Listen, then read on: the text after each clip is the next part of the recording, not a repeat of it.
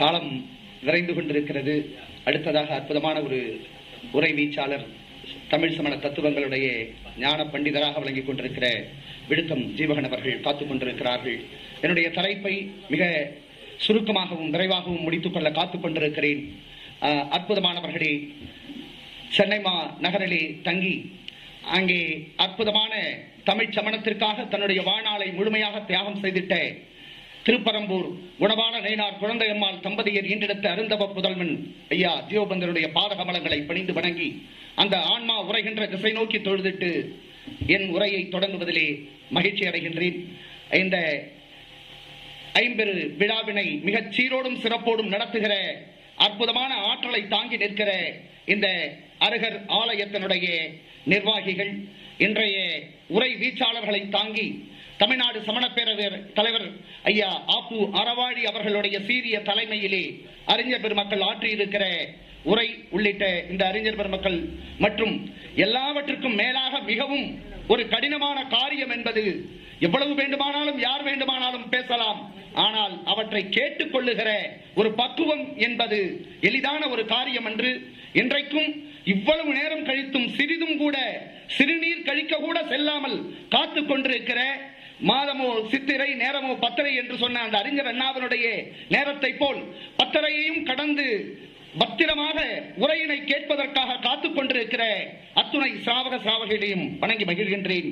ஆலய வழிபாட்டினுடைய நோக்கம், சமண ஆலயத்தினுடைய வழிபாட்டினுடைய நோக்கம் எது?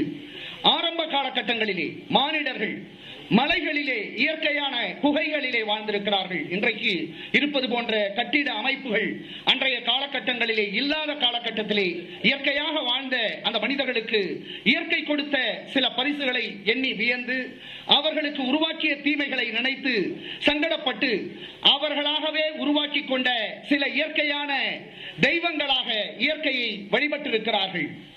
எவையெல்லாம் தங்களுக்கு அச்சுறுத்தலை உருவாக்கி கொண்டிருக்கிறதோ, எவை தம்மை வாழ்வதற்கு தகுதியற்றவனாக மாற்றுகின்றனவோ அவற்றுக்கெல்லாம் வளைந்து நெளிந்து புதிதாக கற்பனையான சில உருவங்களை உருவாக்கி இவைதான் எல்லாவற்றுக்கும் மேலான நம்முடைய உயர்வான சக்தி என்கிற அந்த சிந்தையோடு வாழ்ந்த மனிதர்கள் ஒரு காலகட்டத்திலே இருந்தார்கள். இன்றைக்கு நாம் 21ஆம் நூற்றாண்டிலே வாழ்ந்து கொண்டிருக்கிறோம். இந்த காலகட்டம் சமணம் கிட்டத்தட்ட 2700 ஆண்டுகளுக்கும் முற்பட்டு தமிழ் மண்ணிலே இருந்து கொண்டிருக்கிற அற்புதமான இயக்கம். அது பல்வேறு படிநிலைகளிலே தன்னை மனிதர்கள் எப்படி வாழ வேண்டும் என்கிற வழிநிலைகளை சொல்லி இருக்கிறது. இன்றைய ஆலய வழிபாட்டினுடைய நோக்கம் என்பது நாம் நம்முடைய குறைகளை எல்லாம், நம்முடைய பிரச்சனைகளை எல்லாம், நம்முடைய எதிர்பார்ப்புகளை எல்லாம் கொண்டு வந்து இறக்குகிற, நம்முடைய சுமைகளை இறக்குகிற ஒரு சுமை தாங்கிகளாக, நம்முடைய பிரச்சனைகளை தீர்க்க வல்ல ஒரு ஸ்தலமாக ஆலயங்கள் பார்க்கப்படுகின்றன. இது சமணம் என்று மட்டுமல்ல, சகல மனிதர்களுக்கும் சகல சமயங்களுக்கும் இந்தியாவிலே மாத்திரமல்ல உலகெங்கிலும் இருக்கிற அத்துணை நாடுகளிலும் அத்துணை சமயங்களும் மனிதர்களுடைய பிரச்சனைகளை தீர்க்க வல்ல ஸ்தலங்களாக இறைவனுடைய அந்த ஆலயங்களை பார்த்துக் கொண்டிருக்கிறார்கள். மனிதர்கள் திருமணம் செய்து கொள்ள வேண்டும்.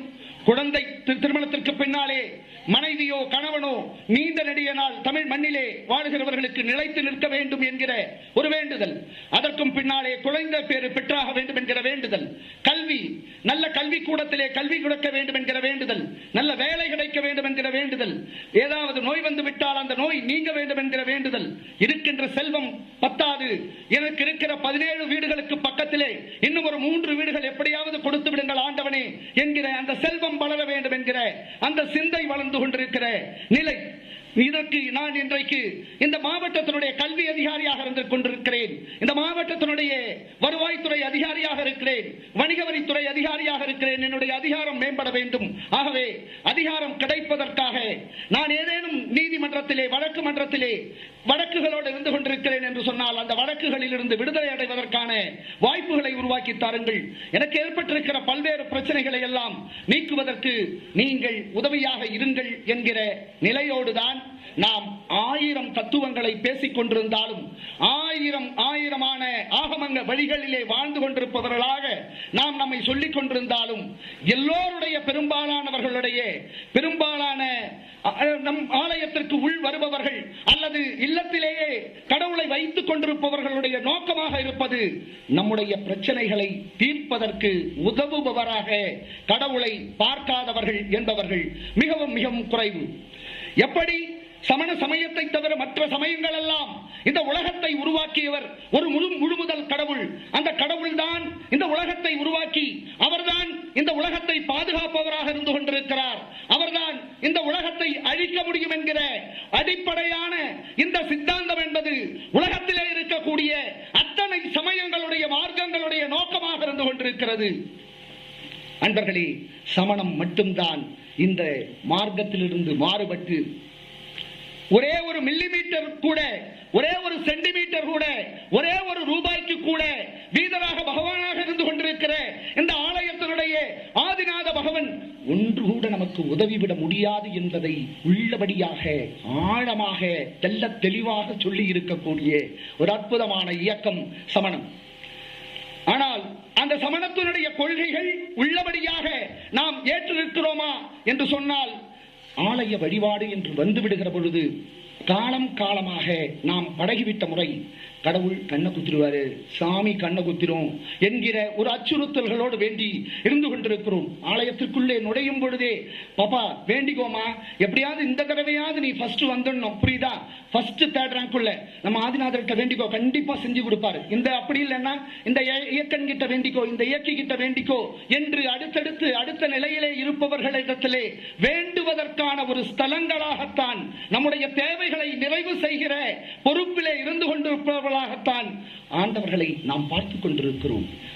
அன்பானவர்களே, கை நிறைய பணம், சொத்து, சுகம், அதிகாரம், புகழ் எல்லாம் இருப்பவர்களாக இருந்தாலும் சரி, அல்லது வாழ்நாள் முழுக்க நான் ரொம்ப ரொம்ப ரொம்ப ரொம்ப கஷ்டப்பட்டு உழைக்கிறேங்க, எக்கச்சக்கமான கடன் இருக்குங்க, கடன் ஐயோ குடும்ப வாடகை கட்ட முடியலைங்க, மாசம் ஓனர் வந்துட்டான்னா நடுங்க வேண்டியது, கோல நடுங்கி போயிடுதுங்க, அவ்வளோ பிரச்சனை இருக்கு என்று தொடர்ந்து அல்லல்களோடு இன்னல்களோடு பொருளாதார போராட்டங்களோடு வாழ்ந்து கொண்டிருப்பவர்கள் ஒரு பக்கம், இன்னொரு பக்கத்திலே அது குறித்த சிந்தனைகள், வறுமை என்பதை எட்டி பார்க்காத வாழ்க்கையோடு வாழ்ந்து கொண்டிருப்பவர்கள் ஒரு பக்கம். ஆனாலும் ஆலயங்கள் என்று வந்துவிட்டால் அத்துணை பேருமே நாம் வேண்டுபவர்களாக நம்முடைய தேவையை இன்னும் கொஞ்சம் அதிகப்படுத்தி கொடுப்பதற்கான ஒரு அற்புதமான நபராகத்தான் இறைவன் சகல இடங்களிலும் பார்க்கப்படுகிறார். அது சமணத்திலும் விதிவிலக்கு அல்ல என்பதுதான் உண்மையான விஷயம். இங்கே இப்படிப்பட்ட இறை வழிபாட்டிலே, ஆலய வழிபாட்டினுடைய நோக்கத்திலே, ஆலயத்திலே இருக்கக்கூடிய ஆண்டவர்களை நாம் நீராட்டுதல் வழியாக, ஆடை உடுத்துதல் வழியாக, ஆபரணங்களை அவர்களுக்கு அளித்தல் வழியாக, பிரசாதம் படைத்தல் வழியாக, தீப தூபங்களை காட்டுதல் வழியாக, பின்னாலே விடை கொடுத்தல் வழியாக வழிபாட்டு முறைகளை வைத்துக் கொண்டிருக்கிறோம், பிரார்த்தனைகளை வைத்துக் கொண்டிருக்கிறோம். தன்னையும் தன்னுடைய குடும்பத்தையும் காக்க வேண்டும் என்கிற வேண்டுதல் ஒரு பக்கம், தங்களுடைய குறைகளை எல்லாம் முன்வைத்து, ஏ வீதராக பகவனே நீ எப்படியாவது அவற்றை எல்லாம் தீர்த்து வைப்பதற்கான முயற்சி செய் என்கிற வேண்டுதல்கள் ஒரு பக்கம். ஆழ்நிலை தியான வழிபாட்டு முறைகள், தானம், இதெல்லாம் பத்தல், நான் ஏதாவது கொஞ்சம் தானம் கொடுத்தா அதுக்காகவாவது பகவான் கொடுத்துட மாட்டாரா என்கிற சிந்தனையோடு தானங்கள் கொடுத்து வழிபாட்டு முறை. அந்நிய மாநிலங்களிலே இருந்து கொண்டிருக்கிற புண்ணிய ஸ்தலங்களை சென்று தரிசிப்பதன் வழியாக அதன் மூலமாக நமக்கு புண்ணியம் கிட்டி நமக்கு நம்முடைய தேவைகள், நம்முடைய பிரச்சனைகள் தீர்ந்து விடாதா என்கிற நம்பிக்கையோடு பிரார்த்தனைகளும் வழிபாடுகளும் தொடர்ந்து சமணத்திலும் இருந்து கொண்டிருக்கிறது. இதனுடைய தொடர்ச்சிதான் பிராயச்சித்தங்கள், பரிகாரங்கள், கழுவாய்கள் என்று சொல்லப்படுகிற விஷயங்கள். வீதராக பகவான் கொடுக்க மாட்டார் என்கிற நம்பிக்கைகள் அதிகரிக்கப்படுகிற காலகட்டத்திலே ஆலயங்களுக்குள்ளாகவே நவகிரகங்களை கொண்டு வந்து நிர்மாணித்து விடுகிறோம். 9 தீர்த்தங்கரர்களுக்கு ஒவ்வொரு கோளினுடைய பெயரை சொல்லி இவர்களெல்லாம் இந்த தீர்த்தங்கரர்கள், ஆகவே இவர்கள் இந்த பிரச்சனைகளை தீர்த்து விடுவார்கள் என்று சொல்லி 9 பேரை நிர்மாணித்து பாவம் 15 பேரை கழற்றி விட்டு விட்டோம். 9 பேர் மட்டுமே நம்முடைய நவகிரகங்கள் நின்று நம்முடைய பிரச்சனைகளை தீர்ப்பவர்களாக இருந்து கொண்டிருக்கிற சிந்தையோடு நாம் நம்மை உருமாற்றிக் கொண்டிருக்கிறோம். மனிதர் பிறந்த ஆன்மா விடுதலை அடைந்து முக்தி பெற்றவர் எவரோ அவரே அருகர் என்று கருதப்படுகிறார். பிறந்து ஆன்ம விடுதலை அடைந்து முக்தி பெற்றவர் எவரோ அவரே அருகர் என்று கருதப்படுகிறார். அருகர் மேல் அருகரை போல் நாமும் ஆக வேண்டும் என்கிற உத்வேகத்தை அவரிடத்திலே வணங்குகிற பொழுது நமக்கு ஏற்பட வேண்டும், ஏற்படுத்திக் கொள்ள வேண்டும் என்கிற தாற்பயத்தை வணங்குபவனும் வணங்கப்படுபவர் போல் மாற்றப்பட்டாக வேண்டும், அவருடைய நிலையை அடைய வேண்டும் என்பதுதான் சமணத்தினுடைய அடிப்படை கொள்கைகளிலே பிரதானமாக இருந்து கொண்டிருக்கிறது என்று நம்முடைய சமண தத்துவங்கள் சொல்லிக் கொண்டிருக்கின்றன. ஆனால் யாராவது வீரராக பகவனே, நானும் உன்னை போல் தான் ஆக வேண்டும், அந்த நிலைக்காகத்தான் நான் அனுதினமும் உன்னிடத்திலே வந்து கொண்டிருக்கிறேன், காலையும் மாலையும் உன்னை தரிசிப்பதும் உன்னை பற்றியான சிந்தனைகளை வளர்த்துக் கொண்டு நானும் விரைவிலே உன்னை போல் ஆக வேண்டும் என்கிற நிலை நோக்கி உண்மையிலேயே பயணித்துக் கொண்டிருக்கிறோமா என்று யாரேனும் சொன்னால் மனசாட்சியை தொட்டு அப்படிப்பட்ட நிலைகள் கிடையாது. ஏனென்றால் இல்லற வாழ்க்கையில் எப்படிப்பட்ட நிலைகளிலே இருந்து கொண்டிருப்பவர்களாக இருந்தாலும் எல்லோரும் சொல்ல முடியாத ஒன்று வெளியிலே பசுமையாக இருந்தாலும் உள்ளுக்குள் தீராத இடர்களோடும் பிரச்சனைகளோடும் வாழ்ந்து கொண்டிருப்பதனாலே யாரும் வேண்டுதல் வேண்டாமை இலானடி என்கிற அந்த இறைவனுடைய நிலையை பார்க்கவில்லை. முழுமுதல் கடவுள் கொள்கையை சமணம் முற்றிலுமாக மறுக்கிறது. தீதும் நன்றும் பிறர் தர வாரா என்பதை அது உறுதியாக சொல்லுகிறது. யாதும் ஊரே யாவரும் கேளீர் என்று சொன்ன அந்த கணியன் பூங்குன்றனார் தீதும் நன்றும் பிறர் தர வாரா என்று சொன்னானே, மகிபாலன் பட்டியலே பிறந்த அந்த மகான், அதுதான் இந்த வாழ்க்கையினுடைய அத்துணை தாற்பயங்களுக்கும் விடையளிக்கிற மிக மகத்தான ஒரு விஷயம். வாழ்க்கையில எது நடந்துச்சுனாலும் சரி, நமக்கு யார்கிட்டையும் போகணும்ன்ற அவசியமே கிடையாது. ஏன் இப்படி எல்லாம் எனக்கு நடக்குது? என் மருமவ அவ்வளோ தொந்தரவு பண்றாங்க, நான் ஒரு காலத்துல என் மாமியார் கிட்ட படாத அவஸ்தெல்லாம் பட்டு, என் நாத்தனார் கிட்ட படாத இடிபாடுகளுக்கு சிக்கி, இன்னைக்கு வந்து பார்த்தா என் மருமக அதுக்கு மேல பயங்கர டார்ச்சர். எதுக்குதான் நான் மனுஷியா பிறந்தனோ தெரியலீங்க, உலகத்துல எனக்கு கிடைச்ச மாதிரியான சோகம் வேற யாருக்கும் கிடைக்காதுங்க என்கிற சிந்தைகள். இதையும் தாண்டி உங்களுக்கு எப்படிப்பட்ட சிந்தைகள் உருவானாலும், எவ்வளவு இடர்கள் வந்தாலும், நீங்கள் திரும்ப திரும்ப சொல்ல வேண்டிய வார்த்தை தீதும் நன்றும் பிறர் தர வாரா. தீதும் நன்றும் பிறர் தர வாரா.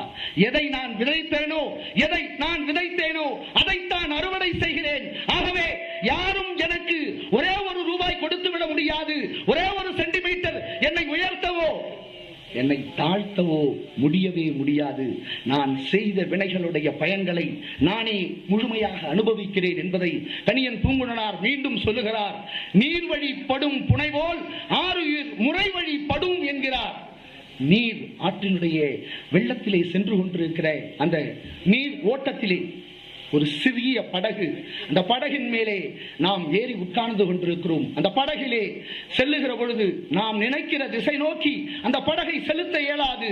நீர் எந்த வழி மார்க்கத்திலே சென்று கொண்டிருக்கிறதோ அந்த பாதை நோக்கித்தான் நாமும் பயணிக்க வேண்டும் என்பதைத்தான் மிக அருமையான வரிகளாக கணியன் பூங்குன்றனார் தீதும் நன்றும் பிறர் தர வாரா என்று சொன்னவர் 13 வரிகளிலே உலக மக்களுக்கான அத்துணை விதமான பிரச்சனைகளுக்கும் தீர்வை சொல்லுகிற புறநானூற்றினுடைய 192வது பாடல் அது சொல்லுகிற விஷயம்தான் நீர்வழி படும் புனைபோல் ஆறுயிர் முறை வழி படும் என்கிற அந்த அற்புதமான வரிகள். திரும்ப திரும்ப படிக்க வேண்டிய வரிகள். சிலப்பதிகாரத்தினுடைய நாடுகான் காதையிலே 171 175வது பாடல் ஒழிகென ஒழியாது ஊட்டும் வல்வினை என்று சொல்லுகிறது. பிறர்க்கின்னா முற்பகல் செய்யின் தமக்கின்னா பிற்பகல் தாவி வரும் என்கிற குந்தகந்த ஆச்சாரியாருடைய குரல்.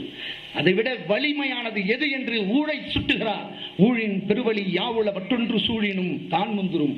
ஆகவே இங்கே ஆலய வழிபாடு என்று நாம் வந்துவிடுகிற பொழுது, நாம் முழுமையாக அந்த வீரராகனை பார்க்கிற பொழுது நிச்சயமாக எப்பொழுது ஒரே ஒரு நிமிடமாவது உன்னை போன்ற நிலையை நானும் அடைவதற்கான முயற்சிகளை சிறிதளவிலேனும் ஒரு முதல் படிக்கட்டிலேனும் எடுத்து வைக்க சித்தமாக இருக்கிறேன் என்கிற வேண்டுதலை தவிர வேறு எந்த வேண்டுதலும் கூடாது. காரணம், வேண்டுதல் வேண்டாமை இலானடி தொழுதார்க்கு யாண்டும் இடும்பையில. அவர் எதையும் வேண்டுபவர் அல்ல, எதையும் கேட்பவர் அல்ல. நான் இதை நீங்கள் எனக்கு செய்து கொடுத்தால் உங்களுக்கு கண் மலர் வைக்கிறேன், இதை நீங்கள் செய்து முடித்தால் என்னுடைய தலை முடியை நான் நீக்கிக் கொள்ளுகிறேன் என்கிற வேண்டுதல்கள் அவருக்கு தேவையற்றது. பலவிதமான ராஜபோகமான வாழ்க்கையை வாழ்ந்தவர், பல கண்டகங்களுக்கு அதிபதியாக இருந்தவர். அவற்றையெல்லாம் துறந்துவிட்டு மீண்டும் பிறவாத நிலை கிடைப்பதில் தான் சுகம் இருக்கிறது என்பதை அறிந்து கொண்டதன் வாயிலாக அதை நோக்கிய பயணத்திலே இருந்திருக்கிறாரே. அப்படிப்பட்ட வீரராக பகவானை பார்த்து நாம் என்ன கொடுத்து விட முடியும் அவருக்கு என்கிற சிந்தனை வேண்டும். ஆனால் அந்த சிந்தனையின்றி அதை தருகிறேன் இதை தருகிறேன் என்கிற அந்த பண்டமாற்று வாணிக முறைகளோடு நாம் வழிபடுதலை கொஞ்சம் மனதிலே இருந்து கொண்டிருந்தால் அவற்றையெல்லாம் கூடுமானவரை அறவே தவிர்த்து விட வேண்டும். வாழ்க்கையினுடைய நோக்கம் மனிதர்களுக்கு மீண்டும் பிறக்காத நிலை அடைவதற்கு தான் இந்த பிறவி கிடைத்திருக்கிறது. ஆகவே இந்த பிறவியிலே முடியவிட்டாலும் கூட அடுத்தடுத்து வருகிற பிறவிகளிலேனும் அதை செய்வதற்கு இப்பொழுதே நாம் செய்ய வேண்டிய காரியம் என்ன? மீண்டும் பிறக்காமல் இருக்க வேண்டும் என்று சொன்னால் பற்றுக பற்றற்றான் பற்றினை அப்பற்றை பற்றுக என்று சொல்லுகிறான். பற்றற்றவனுடைய பாதங்களை நாம் பற்றுகிற பொழுதுதான் நாம் அந்த உயர்ந்த நிலையை நோக்கி அடைய முடியும். ஆகவே அதை அடைவதற்கு என்ன செய்ய வேண்டும்? அன்றறிவாம் என்னாது அறம் செய்க, அது பொன்றுந்தால் மற்றது பொன்றுந்தால் பொன்றா துணை என்கிறார். இன்னைக்கு பண்ணிக்கலாம், உனக்கு என்னப்பா வயசாச்சு, 35 வயசு, இதுக்கு போய் என்னத்துக்கு நீ ஆறாம் அதெல்லாம் யாராவது சொல்லி கிடப்பாங்கப்பா, நீ மானு இப்ப சம்பாதி, ரிட்டையர்மெண்ட் 6 வயசு கவர்மெண்ட்ல கூட 60 வயசு ஆகிட்டாங்க, அதுக்கு பின்னாடி போய் பார்த்துக்கலாம் என்று கிடையாது. என்றைக்கு மனிதனாய் பிறந்தேனோ அன்றைய நாளில் இருந்தே நான் அந்த அறநெறிகளை பின்பற்ற வாழ வேண்டும். அறம் என்றால் அடுக்காறு அவா வெகுளி இன்னாச்சொல் நான்கும் இருக்கா இயன்றது அறம் என்று குறிப்பிடுகிறார். இதுக்கு என்னத்துக்கு பெரிய செலவு? ஒன்னும் பெருசா துட்டு வேண்டியதில்லை, பணம் வேண்டியதில்லை, பெரிய சிரத்தை எடுத்துக்க வேண்டியதில்லை. பொறாமப்படாம இருக்கணும், அவ்வளவுதான். இதுக்கு ரொம்ப கஷ்டமான விஷயமா தான் இருக்கும். எதிர் வீட்டுக்காரன் நம்ம ரொம்ப கஷ்டப்பட்டு உழைக்கிறோம், ஆனா ரொம்ப நம்ம ஒன்னும் வளரவே முடியல.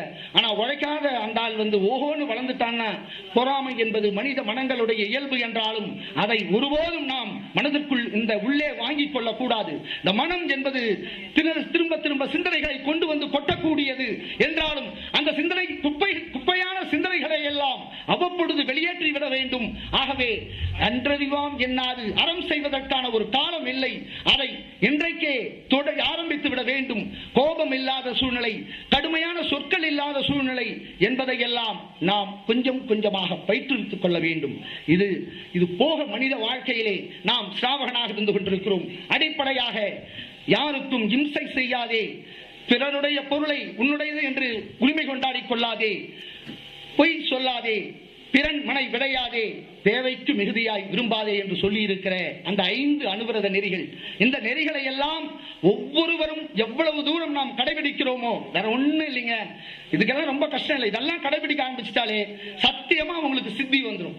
நீங்க என்ன நினைக்கிறீங்களோ கண்டிப்பா நீங்க நினைக்கிறது அப்படியே 99% நடக்கும். அனுவிரதத்தினுடைய 5 நெறிகள். இம்சை செய்யாதே. இம்சைன்னா நம்ம நினைக்கிறோம் பூமிக்கு அடியில் விளையிற வெங்காயம் பூண்டு இதெல்லாம் சாப்பிட்றது இல்லைங்க, எந்த புலால் உணவையும் சாப்பிட்றது இல்லைங்க, மட்டும் இல்லைங்க. இம்சை என்பது மனதாலும் கூட அடுத்தவருக்கு நாம் இடர்களை உருவாக்கிவிடக் கூடாது. கோபமான வார்த்தைகள், குரோதமான வார்த்தைகள், பழிக்கு பழி வாங்க வேண்டும் என்ற சிந்தனைகள், இப்படியெல்லாம் இம்சைகள் பல ரூபங்களிலே இருந்து கொண்டிருக்கிறது. அவற்றையெல்லாம் தவிர்த்து விட வேண்டும். இதைத்தாங்க மலைகள்ல அந்த காலத்துல பள்ளிகள் இருந்த காலகட்டங்கள்ல துறவிகள் மானிடருக்கு சொல்லிக் கொடுத்த விஷயங்கள் இதைத்தான் சொல்லிக் கொடுத்தாங்க. வாழ்வியலை எப்படி செய்வது, அறிவு இயல், வரலாறு, இலக்கியம், இலக்கணம், இப்படி ஒவ்வொன்றையும் ஆட தெரிந்தவர்களாக அந்த காலத்து துறவிங்க இருந்தாங்க. ரொம்ப சர்வசகஜமா நம்ம மேல தோல் மேல கை போட்டு கூட பேசக்கூடிய நிலைமையில இருந்தாங்க. நம்முடைய எல்லா விதமான பிரச்சனைகளையும் அங்கே கொண்டு போய் சொல்லலாம். சாமி, நான் கல்யாணம் பண்ணிட்டேன், முன்னாடியே 2 சம்சாரங்குது, நான் ஒரு சம்சாரத்தை கல்யாணம் பண்ணித்தான் ஆகணும்னு ஒரு மனசு இருக்கு சாமி, நீ என்ன பண்ற, நீ எவ்வளோ சொல்ற, என்னால கேட்க முடியல என்கிற ஒரு விஷயம் இருந்தால் நேரடியாக அந்த தூய துறவியிடத்திலே சென்று சொன்னால் நம்மை நேர்படுத்துவதற்கான அற்புதமான மார்க்கங்களை காட்டியவர்களாக அந்த அறமலை பள்ளிகளிலே வாழ்ந்த துறவிகள் இருந்தார்கள். ஆனால் அந்த நிலை இன்றைக்கு சற்று முற்றிலும் மாறுபட்ட ஒரு நிலை நோக்கி நாம் சென்று கொண்டிருக்கிறோம்.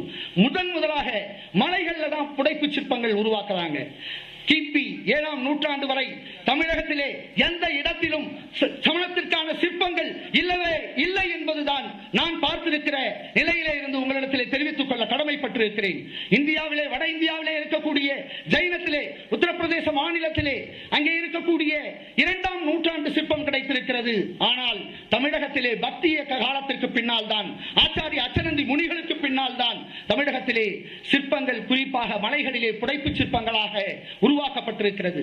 சமணம் என்று மட்டுமல்ல, களப்பிரர்கள் ஆட்சி புரிந்த காலகட்டத்திலே சமணம் என்று மட்டுமல்ல, அது சைவம், வைணவம், ஆசீவகம் என்று பல்வேறு சமயங்கள் இருந்தாலும் எந்த சமயத்திலும் ஆலயங்களோ கடவுளர்களுக்கான உருவ வழிபாட்டு முறைகளோ மிக மிக மிக சொற்பமாக எங்கோ ஒன்று ரெண்டு இருந்திருக்கலாம். அவர்கள் ஆலய வழிபாட்டிற்கு அவ்வளவு முக்கியத்துவம் தரவில்லை. சோழ மன்னர்கள் பின்னாலே வந்த பாண்டிய அரசர்கள் கொடுத்த முக்கியத்துவம் அளவிற்கு களப்பிர மன்னர்கள் ஒருபோதும் அவர்கள் கொடுக்கவில்லை. அதன் காரணமாக சமணத்திலே உருவ வழிபாடு முறை என்பது கிபி 7ஆம் நூற்றாண்டுக்கு முன்னாலே தமிழகத்திலே ஏதேனும் ஒரு இடத்திலே இந்த சிற்பம் இருக்கிறது என்று உறுதியாக சொல்லுவதற்கு எந்த வாய்ப்பும் இல்லை என்பதுதான் நான் அறிந்த வரையிலே இருந்து கொண்டிருக்கிற விஷயமாக நான் இங்கே பார்க்கிறேன். இந்த உலகை படைத்தல், காத்தல், அழித்தல் என்கிற அந்த விஷயத்தை தேவ மூடம் என்று சமணம் சொல்லுகிறது. மந்திரம், தந்திரம், ஜோசியம், லௌகிக விஷயங்களிலே உபதேசம் தருதல் போன்றவை குரு மூடம் என்று சொல்லுகிறது. நதியிலே நீராடி விடுவதாலே புனிதமடைந்து விடுகிறேன், மரங்களை வணங்குவதாலே, பூஜிப்பதாலே, நெருப்புக்கு மத்தியிலே நின்று தவம் செய்வதனாலே தர்மம் ஏற்படும் என்கிற சிந்தனைகள் உருவாவது, விலங்குகளை கடவுளாக நினைத்து வழிபடுவது, நவக்கிரக பூஜை செய்வது, வாகனங்களுக்கு, ஆயுதங்களுக்கு பூஜை செய்வது, தானம் செய்வதனாலே எனக்கு புண்ணியம் உண்டாகிவிடும் என்று சிந்திப்பது, என்னுடைய மரணத்தை தள்ளி போட்டு விடலாம் என்று சிந்திப்பது, வாஸ்து சாஸ்திரத்தை நவீன காலங்களிலே நம்பிக்கொண்டிருப்பது உள்ளிட்ட பல்வேறு விஷயங்கள் உலக முகத்தை சார்ந்ததாக சமணம் சுட்டுகிறது என்பதை தயவு செய்து நாம் மறுபடியும் சிந்தித்து பார்க்க வேண்டும்.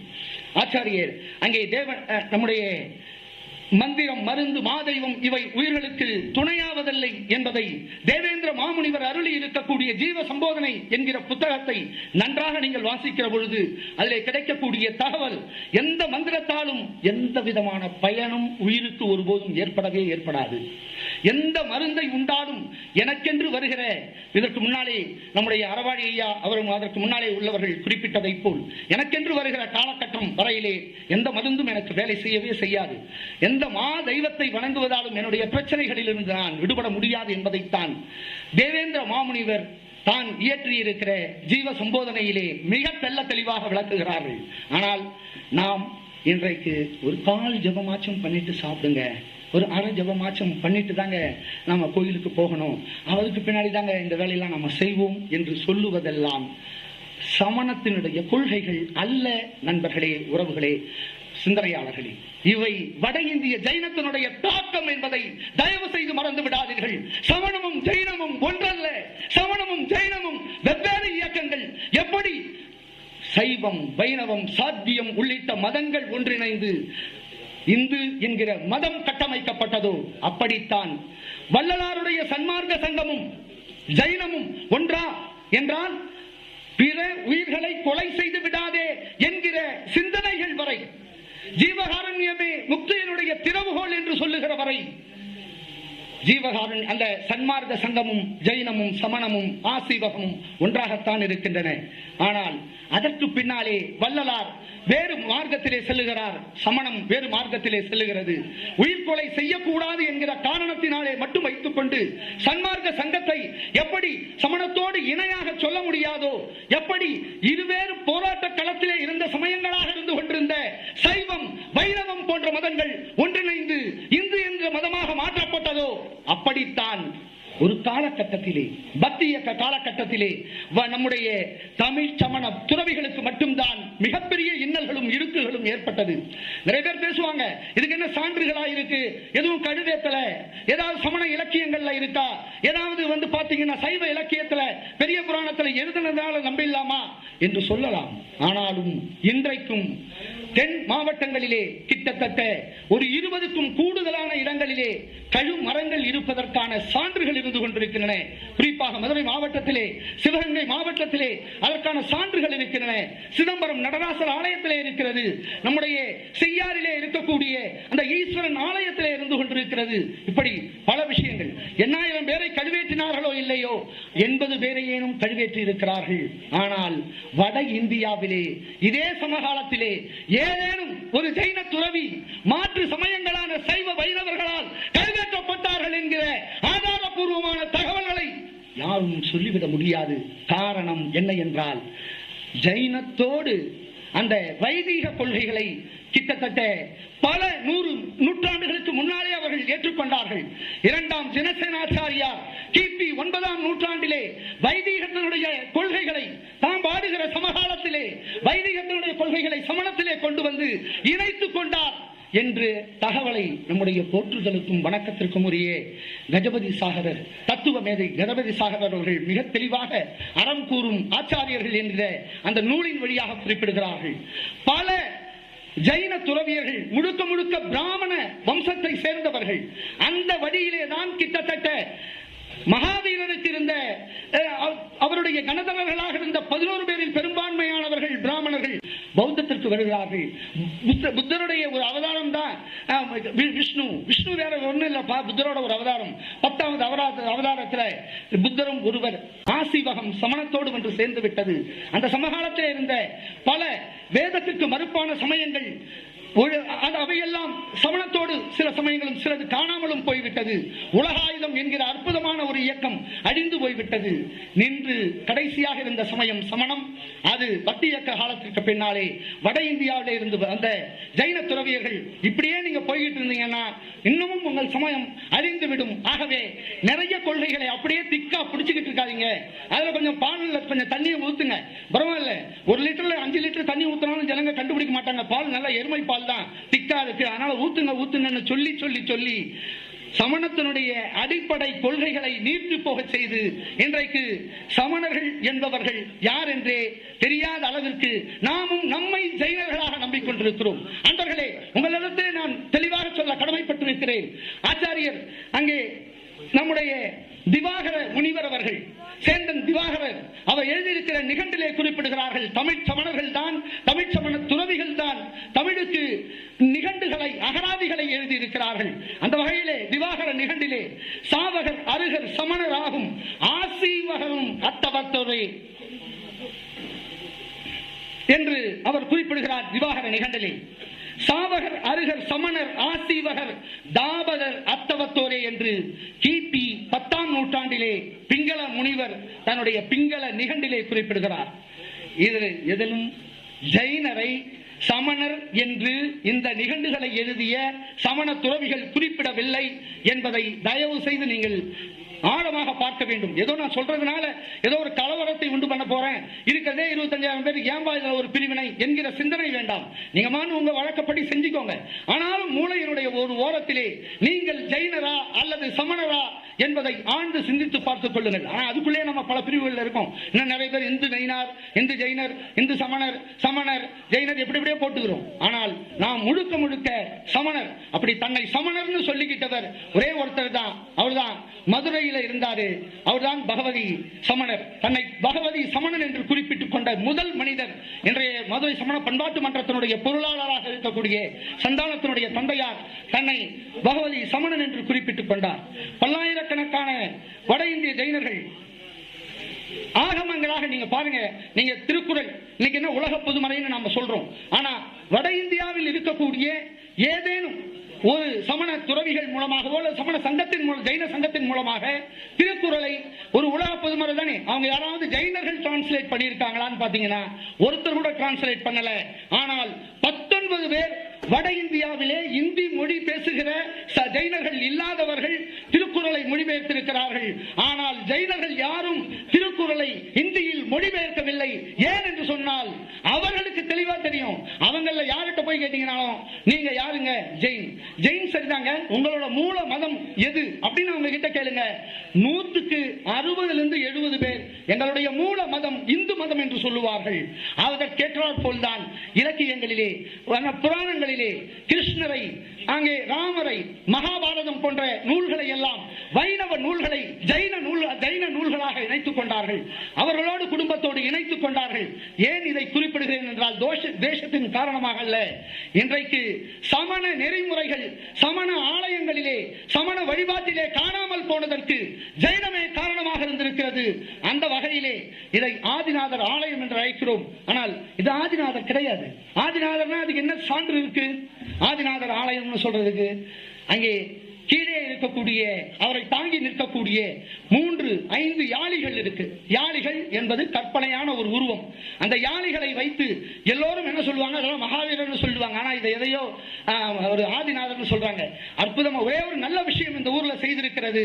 பல ஊர்களிலே மாற்றாமல் இருந்து கொண்டிருக்கிற அந்த தீர்த்தங்கர திருமேனிகளை மாற்றாமல் இங்கே மாற்றி இருக்கிறார்கள் என்றாலும் இங்கு மாற்றவில்லை.